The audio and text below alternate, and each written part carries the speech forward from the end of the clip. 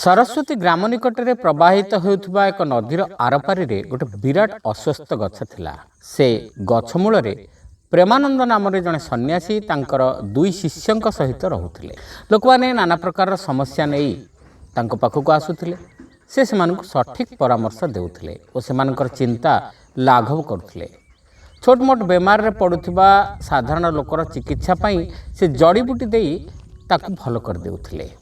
कालजोगी नामक आउ जने सन्यासी निजर 4 जन शिष्यों को धरी सेही ग्राम को आसिले। सेही ग्रामर प्रमुख दशरथ सेमानकु स्वागत कले और बगीचार अवस्थान करने को अनुरोध कले। जो लोक माने कालजोगी पाखक आसुथिले से सेमानकु गोटे प्रकार भस्म देउथिले। से भस्म खाली हाथ में से शून्य सृष्टि करुथिले। से भस्म देला बेले कहूथिले एई भस्मर गोटे अद्भुत शक्ति अच्छी, ताहा तुमर सबु समस्यार समाधान करदेव। हिमालय रे 12 वर्ष कठिन तपस्या कलापर मोते एई शक्ति मिली, किंतु नदी सेपारी रे थिबा सन्यासी को किछि जणा नाही। से जणे भंड सन्यासी पेट पोषिबा पई सन्यासी बेश धारण करिसंती। तांकु किछि महिमा जणा नाही। यह कही से तांको विद्रूप करुथिले। तांकर एपरी कथा सुनी भक्त माने चिंतित होई पड़िले। दशरथ प्रेमानंद को खूब सम्मान करुथिले। तांकर सरल आचरण और व्यवहार शैली द्वारा से बहुत प्रभावित होइथिले। कालजोगींकर एपरी कथा तांको बहुत आघात देई थाए। दिने दशरथ किछि ग्रामवासी को सांगरे धरी प्रेमानंद निकट को गले आ सब कथा कहिले। प्रेमानंद सेमानकर कथा सुनिबा परे कहिले मु एपरी जने जोगींकर प्रतीक्षार थिली। आसंता एकादशी तिथि रे तुमे तुमर उद्यान रे गोटे यज्ञ कुंड स्थापन कर।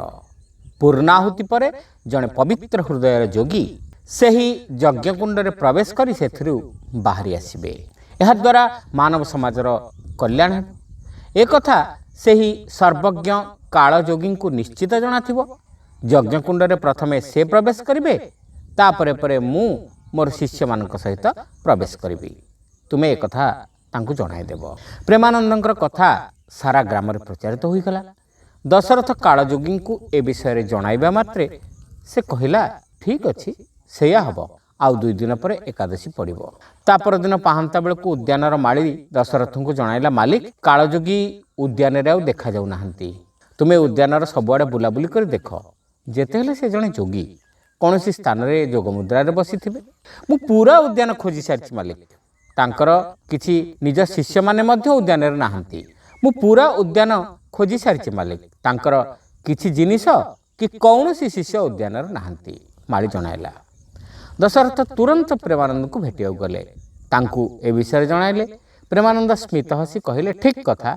जणे जानी सुनी सुविधा पाई बहुत किछि जादू विद्या शिक्षा करी साधारण जनता को धोखा देई धन उपार्जन करुछि। मन निर्मल नहेले केही जोगी होई पारिबो नाही। निर्मल मनरे अहंकार न थाए कि अपरर दोष से मन देखे नाही। तुम कथा सुनिबा पर मु जानी गली से जने कपट जोगी। सेथिपाई मु अग्नि प्रवेशर नाटक रचना कली। जने ध्यान साधना द्वारा अलौकिक शक्ति धारण करि पारे, मात्र ता द्वारा ता मनरे अहंकार रहिबा उचित नुहे कि से अन्य को निंदा मध्य करिबा उचित नुहे। से अन्य को साहाय्य करिबा को निजर कर्तव्य मन करिबा उचित एवं समग्र विश्वर लोकंकर सुख संतोष लगी भगवान को निकट रे सबु बेले से प्रार्थना करिथाए। ताकू ही कहा जाए महाजोगी। श्रोता बंधु आपण माने सुनुथिले गल्प कपट जोगी।